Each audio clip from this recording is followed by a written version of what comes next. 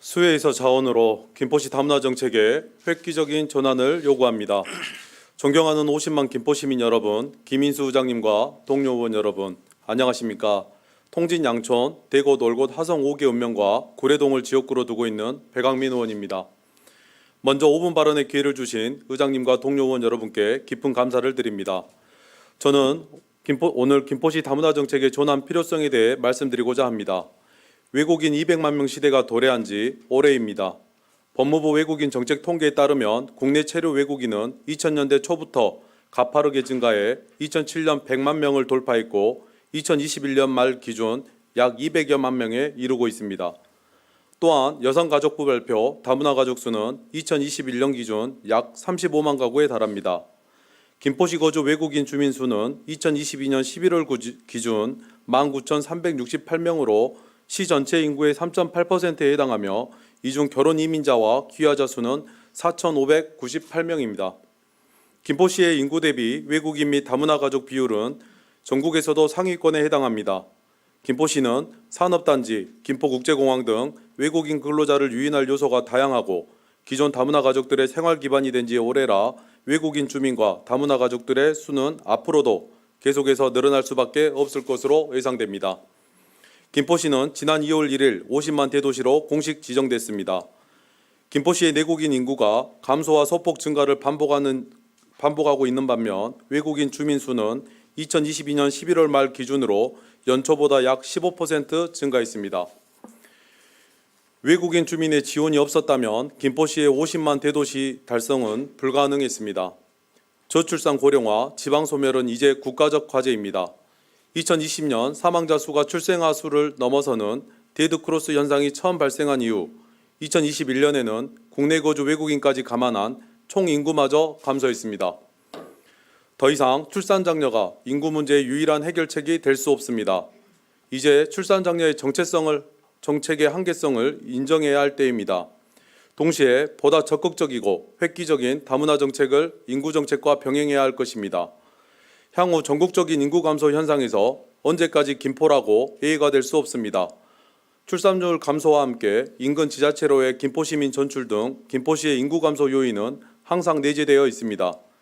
인구 감소는 생산 인구의 감소로 이어지며 이는 곧 지자체의 경쟁력의 문제이자 나아가 지자체의 존폐 문제로까지 직결될 수 있습니다. 이에 전문가들은 전향적인 다문화 정책을 그 대안 중 하나로 제언하고 있습니다.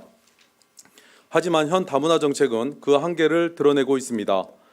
중앙정부마저도 다문화 가족 정책을 총괄하는 부처가 없고 여러 관계부처의 관계기관에 다문화 가족 정책과 집행 예산이 중복되는가 하면 방향성을 달리하기도 합니다.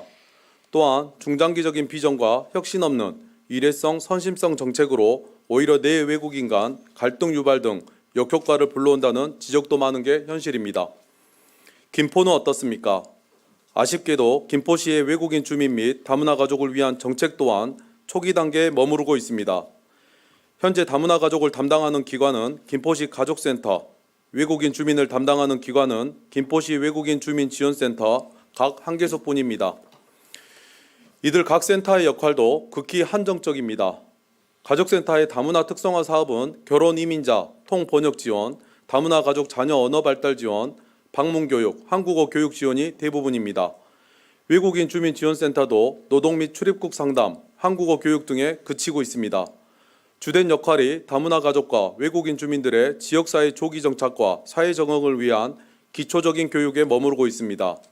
또한 다문화 축제는 일회성 이벤트의 성격을 여전히 벗어나지 못하고 있으며 15일째 개최 중인 김포 세계인 큰 잔치는 지역 주민과 함께 만들어가는 축제라고 하기에는 여전히 부족한 게 사실입니다. 시대적, 국제적 흐름상 다문화 사회로의 이행은 불가피합니다. 더불어 잘 사는 김포를 만들기 위해 김포시도 이제 외국인 주민 및 다문화 가족 맞춤형 정책과 함께 관련 정책의 획기적 전환이 이루어져야 할 것입니다. 이들의 지역의 소중한 인적 자원으로 인식하는 데서 다문화 정책이 출발해야 할 것임을 강조하며 다음과 같이 몇 가지 제안드리겠습니다. 첫째, 다문화 정책 총괄기구 신설을 제안합니다. 이주 적응, 교육, 고용, 복지 등을 총괄하기에 김포시 가족센터 한 개 팀으로는 역부족입니다. 외국인 주민센터의 기능과 역할도 더 확대되어야 할 것입니다. 외국인 주민 지원과 다문화 가족 지원을 총괄하는 기구를 신설해 맞춤형 정책을 추진함으로써 안정적인 외국인 인구 유입 도모와 다문화 공존 사회를 구현할 수 있을 것입니다. 둘째, 다문화 수용성 제고를 위한 프로그램을 활성화해야 합니다. 2008년 제정된 다문화 가족 지원법은 올해로 제정 15주년을 맞고 있으며 이자스민이라는 이주 외국인 출신 국회의원도 배출했지만 우리 사회의 다문화 수용성은 여전히 제자리 걸음입니다. 지역 주민과 이주 외국인이 상생할 수 있는 양질의 다양한 프로그램을 발굴하여 확산시켜 나아가야 할 것입니다. 마지막으로 다문화 가족 등을 단지 복지 수혜자로만 인식하는 지자체의 생각의 변화가 필요합니다. 우리와 똑같은 사회 구성원으로서 경제, 문화, 사회를 이끄는 주체이자 원동력으로 인정하고 이들의 강점을 강화해 사회적 인적 자원으로 성장하게끔 지원하는 정책 패러다임의 전환이 필요한 때라고 재삼 강조하고 싶습니다. 김병수 시장님은 지난해 제11회 전국 다문화 도시 협의회 정기회의에서 제6대 전국 다문화 도시 협의회 회장으로 선출됐습니다. 그리고 각종 인터뷰에서 다문화의 가능성과 다양성을 대한민국 미래 동력으로 삼겠다고 말씀하셨습니다. 그 구호와 각오가 공허한 메아리가 되지 않도록 외국인 근로자와 다문화 가족이 우리 지역의 구성원을 넘어 글로벌 성장을 주도하는 인적 자원으로 성장할 수 있는 기반을 마련해 주길 기대해 봅니다. 다문화주의를 설명하는 샐러드 보울 이론이 있습니다. 다양한 이주 문화가 서로의 고유성을 유지하되 상호 공존할 수 있도록 국가는 물론 지자체가 그 그릇을 역할을 담당해야 한다는 것입니다.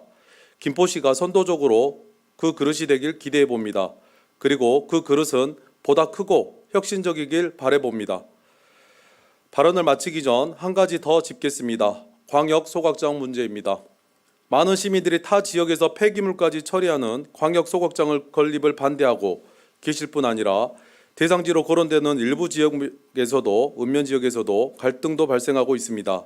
이 과정에서 김포시가 보이는 행태에 두 가지 문제를 제기하고자 합니다. 첫째, 김포 한강 2신도시 건설이라는 큰 사정 변경이 발생했음에도 불구하고 계획을 재검토하지 않았고 공론화 과정도 전무합니다.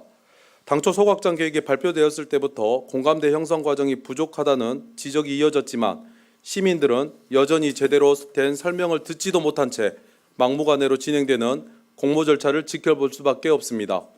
둘째, 1차 공고 응모 지역이 모두 부적격이 되자 주민 동의율을 80%에서 60%로 낮췄습니다. 시민들에게 충분히 설명하고 의견을 반영하는 대신 꼼수로 일관하는 모습에 경악을 금할 수 없습니다. 만약 이번에도 자격을 충족하지 못하면 50%, 40%로 계속 낮출 것입니까? 특별한 희생에는 특별한 보상이 필요합니다. 시민들이 이제 됐다 하실 때까지 설명하고 납득시켜 모두가 원하는 방향으로 사업을 추진하는 것이 시장님과 시 집행부의 의무입니다.